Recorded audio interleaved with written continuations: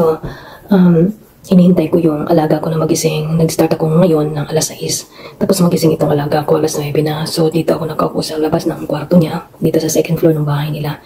Kasi nga, may pupuntahan yung anak. Kaya maaga ako. So, dito ako sa labas. So, yan yung kwarto ng alaga ko. Tapos dito ako nakaupo. So, habang hinihintay ko siya, pikit-pikit muna ako dyan para naman kahit papaman kapag-relax naman ako. So, mga alas 9 pa yun. Alas 9 ko pa siya gigisingin. So, dito ko siya tinitingnan. Ito yung monitor ko kung saan ako pumupunta sa baba, kung saan ako magsisiyar ko, dala-dala ko to. Kasi minsan, yung catheter niya tinatanggal niya. Kaya, tapos ngayon papaliguan ko pa siya. So, ngayon guys, check natin sa kanya. Baka pwede ko na siyang gisingin. Yan, check ko na siya. Pasok tayo.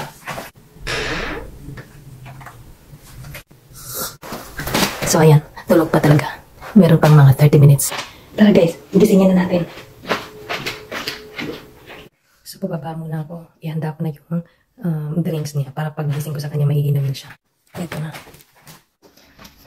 Maiinumin ko siya ng tuwang juice kasi para makatayo siya. Akyat na tayo sa taas. Good morning! How are you? How are you? Good morning! Good morning! You sleep good? Oh, yeah. At ayan na nga, check ko na yung ihi niya, titatapon ko na. Tapos stretching naman ang ginagawa ko sa kanya ngayon bago kami maliligo. Tapos ayan, binangon ko na siya.